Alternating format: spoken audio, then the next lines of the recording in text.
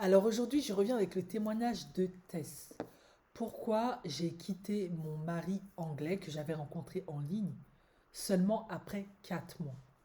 Tess raconte qu'elle vivait en Afrique et durant la période de Covid, qui était une période, ben, vous l'avez bien vu, très très difficile, ben, c'était pas la grande joie.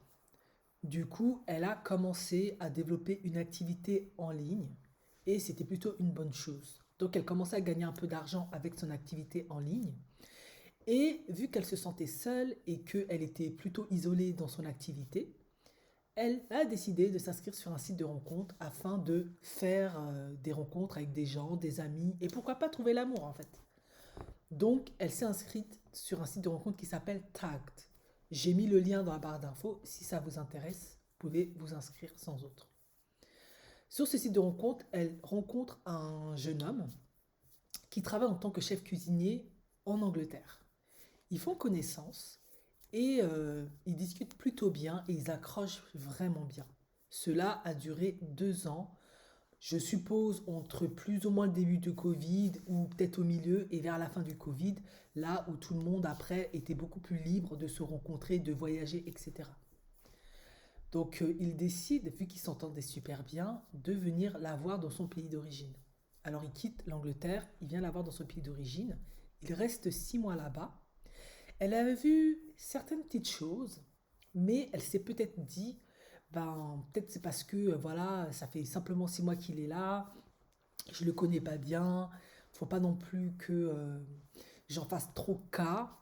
Euh, c'est peut-être pas grand-chose, c'est peut-être moi. En effet, elle n'est pas rentrée dans les détails, mais lorsqu'ils mougissaient ensemble, ils avaient des rapports, elle observait quand même certaines choses qui ne convenaient pas trop, toujours. Mais bon, elle s'est dit, bon, peut-être qu'avec le temps, plus on va avancer dans la relation, ça va s'améliorer, on apprend à se connaître, à se découvrir, ne nous mettons pas la pression. Bien évidemment, les 6 mois se sont écoulés, ils s'entendaient toujours bien, en tout cas il y avait beaucoup plus que de moins, on va dire, hein. En tout cas c'était plutôt bénéf. Donc ils ont décidé en fait de se marier et du coup qu'elle viendrait en Angleterre. Alors comme Tess, elle avait quand même son travail, son activité, lui, il a financé la cérémonie de mariage. En effet, Tess, c'est une femme plutôt simple. À l'instar de certaines femmes africaines qui aiment plutôt les grandes fêtes, où on reçoit beaucoup de monde, on met toutes les tenues traditionnelles, on fait beaucoup de nourriture. Elle, elle n'est pas comme ça. Vous l'avez vu, hein, c'est plutôt quelqu'un de réservé, qui travaille en ligne, voilà, peut-être elle est un peu timide. Du coup, elle a décidé de faire un mariage en petit comité, de ne pas faire quelque chose de très traditionnel, de très extravagant. Elle a décidé de passer à la mairie en petit comité, avec un entourage extrêmement restreint, privé, très très proche. Et ils se sont mariés comme ça. En revanche, pour le visa pour venir en Angleterre, elle a elle-même décidé de se le financer parce qu'elle avait des sources de revenus, hein, vu qu'elle travaillait en ligne. Et en plus, elle ne voulait absolument pas qu'on la mette dans la case de je suis là que pour l'argent du gars. Non, moi je suis une femme autonome, je suis indépendante, j'ai de l'argent, je me finance. Tout ne va pas venir de lui.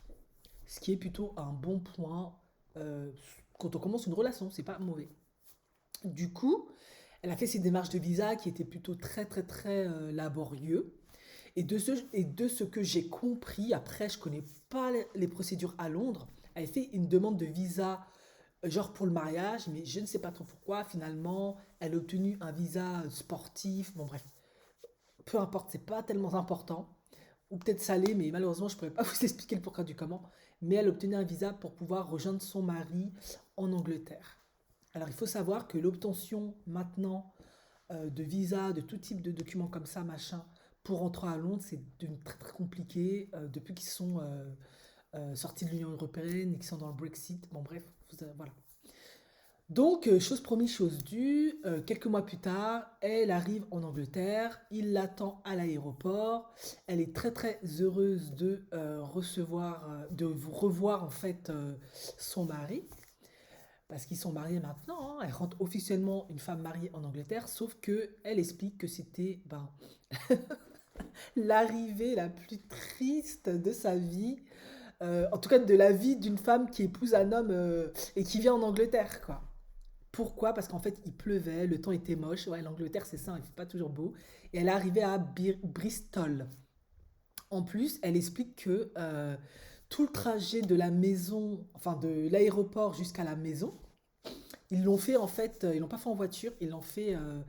En fait, ils ont marché, c'est ce que j'ai compris. Alors, il est probable qu'elle ait pris de l'aéroport jusqu'à la station où il vivait, les trains, les transports. Du coup, bah, elle avait sa valise, etc. Il est probable qu'ils aient fait ça. Soit elle l'a fait toute seule, soit elle l'a fait avec lui. Et du coup, bah, ils ont marché après jusqu'à la maison. En tout cas, ils ont marché sous la pluie jusqu'à la maison. Voilà, et pas la grosse voiture ni rien ni rien. Lui, il était chef, il travaillait en tant que chef cuisinier. Et il venait en plus d'acheter une maison, ce qui est plutôt une bonne chose, hein. Je trouve que pour recevoir ta nouvelle femme, envisager de faire des enfants, je trouve que c'est bien, c'est bien. En tout cas, elle avait acheté une maison. Donc ils ont marché jusqu'à la maison. Et du coup, bah, forcément, elle se dit c'est vraiment une journée de chien. C'est le cas de le dire, parce qu'il pleuvait, il y avait les valises, c'était pas agréable, quoi. Voilà. C'est vrai que moi, je vais pas vous mentir, je préfère faire ça en voiture, mais après, je vais pas vous le cacher, les transports à Londres, c'est beaucoup plus adéquat en fait, dans certaines situations.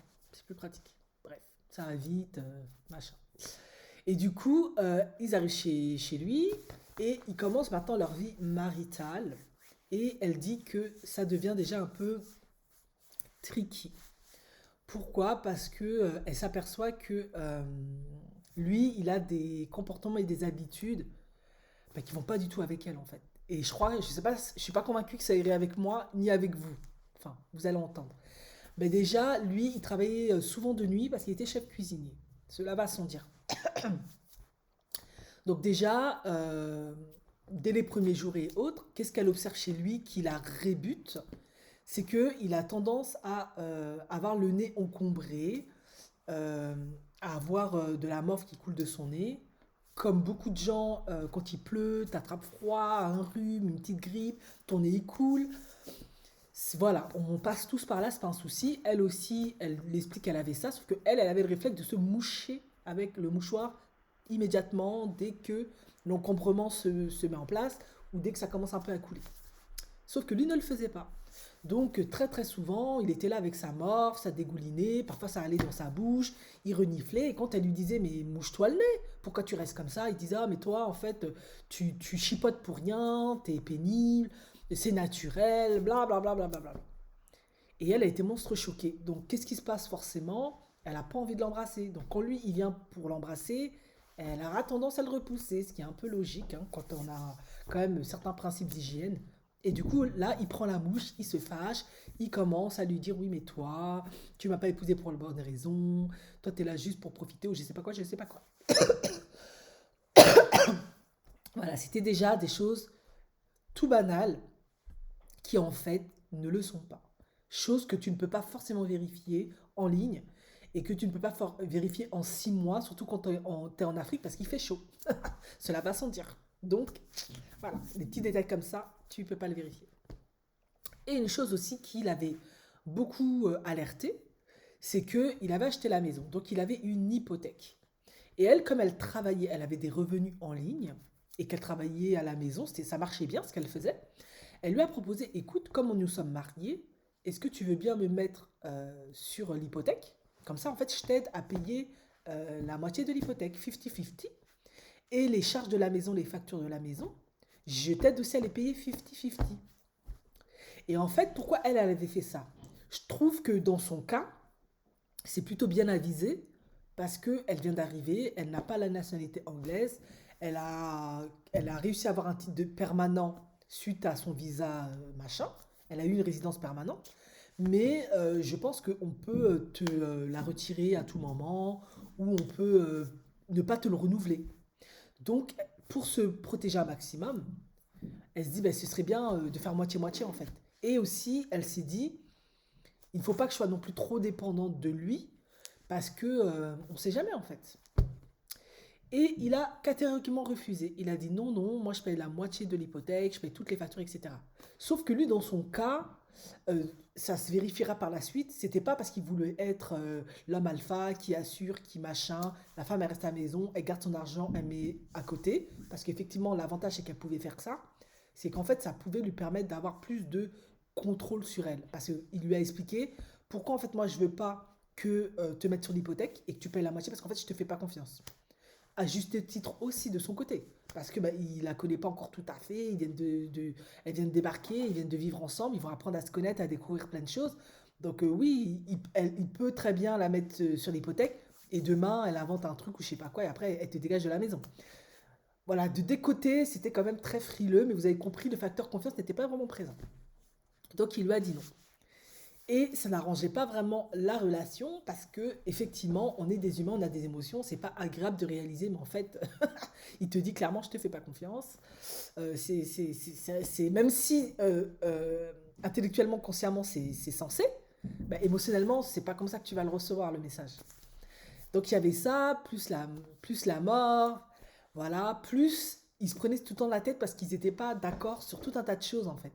Et ils avaient beau communiquer, lui il disait toujours que c'était de sa faute, qu'elle faisait pas d'efforts, la, il retournait souvent la situation. Donc elle a appelé ça du gaslighting. Alors j'en ai entendu parler, mais voilà, je peux vérifier un peu ce que ça. Voilà, c'est une technique par laquelle une personne ou un groupe sectaire, par exemple, cherche à avoir davantage de pouvoir. Dans ce cas-là, il choisit une victime, il la manipule, afin que dans un premier temps, il la fasse d'abord douter de sa réalité. Donc vous avez compris, ça rentre dans tous les mécanismes liés à la perversion narcissique, à la manipulation, etc. Il y a toujours un nouveau nom qui se crée, hein. Eh ben lui, en fait, c'était toujours elle qui était en tort, c'était toujours elle la coupable. Lui, il n'avait jamais rien à se reprocher, lui, il faisait toujours tout juste. Voilà. Du coup, elle doutait tout le temps d'elle-même parce qu'elle n'était jamais sûre que, effectivement, est-ce que je me suis énervée pour les bonnes raisons? Est-ce que c'est moi qui surréagis? Est-ce que j'interprète bien? Est-ce que j'interprète mal? Donc, il se prenait constamment la tête comme ça, sans parler ben, un peu des abus sexuels qu'elle subissait. Pourquoi? Parce que quand elle n'avait pas parfois envie de mon goût, lui, il ne respectait jamais ses limites. Il a touché quand même quand elle voulait pas qu'il la touche. Il mougoussait quand même elle ne voulait pas forcément mougou. Et c'est des choses qui peuvent arriver. Parfois, t'as pas envie de mougou, t'as pas envie de mougou. Sauf que lui, il lui disait, ben, je suis désolé, t'es ma femme, euh, je peux disposer de toi comme bon me semble en fait. Et il y avait un autre aspect maintenant qui me revient que j'avais vraiment oublié, qui en fait c'est déjà ça les premiers prémices avant tout ce que je vous ai cité, qui a mis vraiment la relation déjà à rude épreuve. Parce qu'en fait, elle venait d'arriver de son pays d'origine pour le retrouver en Angleterre et elle s'attendait à ce qu'il lui montre tous les bons coins, comment on fait, comment on se déplace, qu'est-ce qu'on peut faire, quels sont les bons coins à visiter à Londres, comment elle peut s'intégrer au mieux. Comme elle lui avait fait visiter son pays pendant 6 mois, elle avait tout préparé, tout anticipé, tout ordonné, tout coordonné. Ben lui, en fait, parce qu'il venait d'arriver à Bristol, enfin, il venait d'arriver à Bristol. Il était venu à Bristol surtout pour travailler. Du coup, il ne faisait que métro boulot dodo. Il n'avait jamais visité Bristol, ni Londres d'ailleurs. Donc il connaissait rien, il ne pouvait rien lui dire, rien lui indiquer, rien lui conseiller, il connaissait rien, rien, rien, de rien. Et elle a été monstre choquée. En fait, lui, il comptait sur elle pour que elle lui montre les bons coins, les bons endroits, comment se faire des amis, etc., etc., etc. Et elle, forcément, c'est quelque chose qui l'horrifiait parce qu'elle se disait, ouais, mais ça marche pas comme ça. Moi, j'ai quitté mon pays pour venir te rencontrer toi. Donc à la base, c'est toi qui dois m'introduire, qui dois m'aider à m'intégrer, qui doit m'indiquer comment marche le métro, comment on fait ci, comment on fait ça, qui doit me montrer des amis. Lui, rien fait de tout ça. Vraiment, c'était que métro boulot dodo. Donc c'était elle qui devait tout se débrouiller toute seule et en plus lui expliquer les choses, lui montrer les choses, etc. Voilà, il n'était pas force de proposition, il n'était pas proactif. Donc déjà ça, c'était déjà ça qui avait commencé à mettre le feu aux poudres, sans le truc de l'hypothèque, sans le truc de la mort, sans le truc du mougouli. Du coup, ça faisait beaucoup et il se prenait constamment la tête tout le temps, tout le temps. Il n'arrivait pas à se mettre d'accord. Voilà, voilà, voilà, voilà. Tout le temps, il lui retournait le cerveau. Tout le temps, il la faisait douter. Tout le temps, ça devenait compliqué. Donc, à un moment donné, elle s'est dit, bon, on ne peut pas continuer comme ça. Visiblement, on a un nouveau couple, on essaie de se comprendre, de se retrouver, de concrétiser, d'avancer. Alors, ce que je propose, c'est de faire une thérapie de couple pour on arrive à mieux se comprendre, ce qui est plutôt une idée judicieuse. Parce qu'ils sont différents, ils viennent d'éducations différentes, de cultures différentes. C'est une femme, c'est un homme, ça c'est différent. Ils gèrent leurs émotions différemment, ils ont une perception des choses différentes. Donc, il est important de essayer de se comprendre. En effet, ils ont des langages liées à l'amour, relationnelles, différentes. Donc il faut essayer de trouver un moyen de communiquer. Parce qu'il disait toujours, bah, il faut communiquer, mais quand elle communiquait, il interprétait, il prenait tout mal, il se vexait, gna gna gna, ils n'arrivaient pas à trouver des solutions. Bah, il a refusé d'aller en thérapie de couple, lui, il n'a pas besoin, il communique très bien. Mais comme elle allait de plus en plus mal et qu'elle doutait toujours de plus en plus d'elle, elle a décidé d'entreprendre une thérapie toute seule pour aller mieux, pour essayer de peut-être mieux communiquer, parce qu'elle s'est remise en question. Forcément, elle s'est dit, bah, peut-être que je fais quelque chose de faux, peut-être que je suis trop dure, peut-être que je suis trop intolérante, peut-être que je ne le comprends pas bien, peut-être que... voilà. Donc, elle a bien entrepris son travail de thérapie, ça se passait bien, elle avait une très bonne thérapeute, etc. Sauf qu'à un moment donné, c'est difficile de faire une thérapie quand l'autre, lui, il est toujours dans ses traumas, ses mécanismes de défense et autres, ses dysfonctionnements. Donc à un moment donné, elle insistait, elle lui disait, mais viens faire une thérapie. Elle essayait toujours de le motiver, il voulait pas, il voulait pas, il voulait pas, il voulait pas. Donc elle s'est dit, ben voilà, maintenant il sortait l'excuse, ouais, c'est trop cher. Donc elle lui dit, mais c'est pas grave, moi je travaille, j'ai de l'argent, ben, je vais payer la thérapie, pour toi et moi. Ben il voulait quand même pas. Et puis au bout d'un moment, je pense que quand la moutarde est bien montée, il a quand même accepté. Donc il est venu à une première séance. Et après la première séance, c'était déjà gâté. Il voulait plus. Voilà. Vous savez, quand on a une personnalité manipulatrice, c'est extrêmement difficile de se remettre en question, de travailler sur soi. Et souvent, ces gens-là ne vont jamais en thérapie parce que leur mécanisme de défense et font en sorte que la faute, c'est toujours chez l'autre.